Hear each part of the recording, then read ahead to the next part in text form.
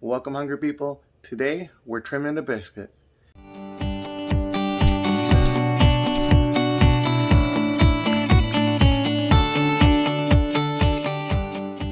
It's a full packard brisket. Both points and the flat muscle is kept intact. There's ways of trimming a brisket, separating both muscles. We'll do that video another time. This is just a simple walk through how I trim a brisket, and it's super simple, guys. Hopefully it helps out with some tips and techniques on how to do it. Let's get started. All right. So this is some from the top of the bottom. This is the part of the brisket that doesn't have that fat cap on, but it does have this big hunk of fat, which is the deckle here. Some silver skin, little pieces of fat here, as you can see. Also, you can see here, flat. It's called a flat because it's very flat, very thin. And you have the point, which is the fattier side here. Just clean it up as much as you can, as much as you want to. Some people just don't even trim it; they just leave it as is. It's up to you.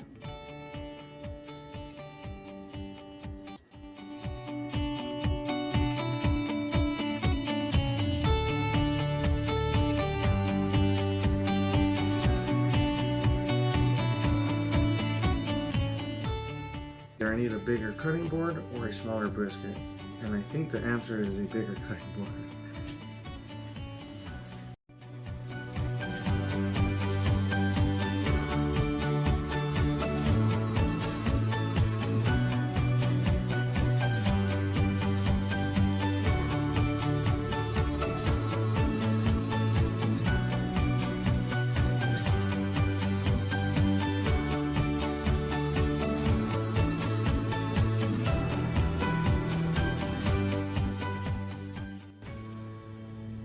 You see here,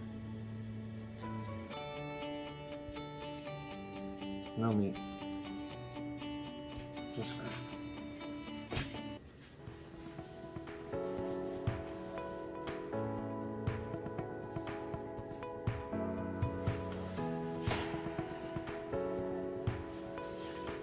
You want to keep this meat as aerodynamic as possible, so when the smoke comes through and hits it, you want to make sure that smoke can pass through it smoothly and doesn't get congestion anywhere. And then you see here this great piece of meat. Hope you can see that on the camera. It doesn't impair anything with flavor development. It just doesn't look nice. So I usually like to pick it off all the sugar, so I'll do that.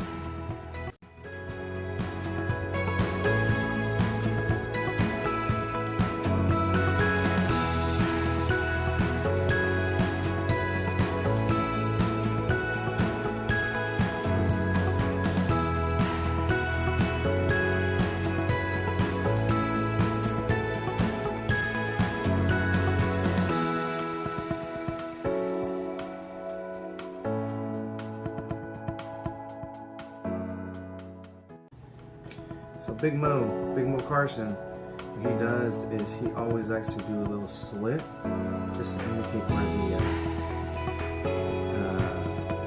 the muscle fibers are running, how they're running. So you see here, the muscle fibers are running this way. So to know where they're running easier visually, because after the cook, it's all just one piece of bark. Let me do a slit. Not all the way through. It's just an indication that, hey, it's going to be this way, of course. Alright. Just going to flip her over.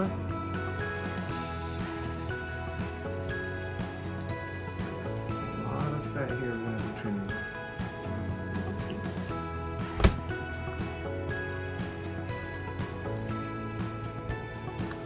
So, for the flat, I like to leave 1/4 inch fat if possible.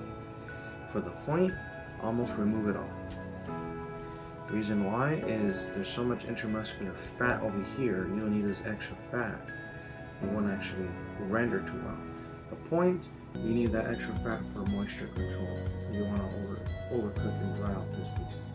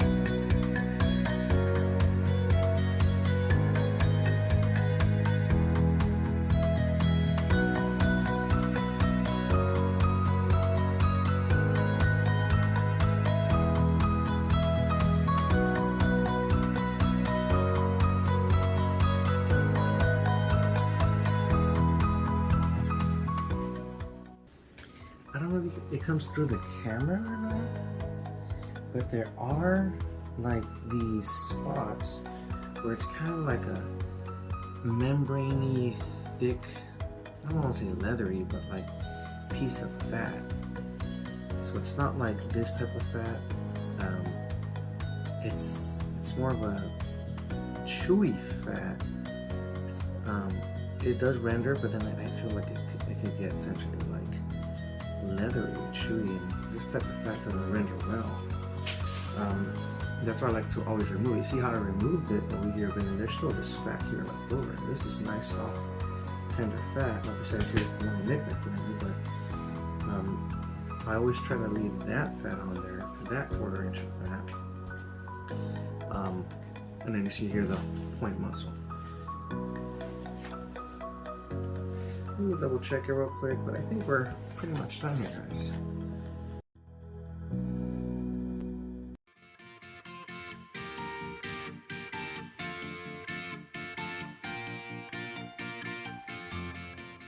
Get the camera here, so you guys can see from this angle.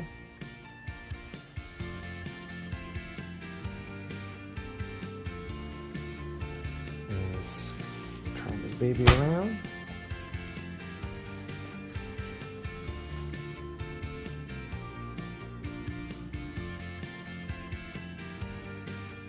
Beautifully trimmed. I do this on purpose, by the way. I remove most of the fat, but I leave blobs of fat, just kind of as a thermal barrier protection, and to the point meat as well. And then, of course, the flat has most of the fat. We just removed this leathery. You guys can see what it's like, a weird leathery layer of fat.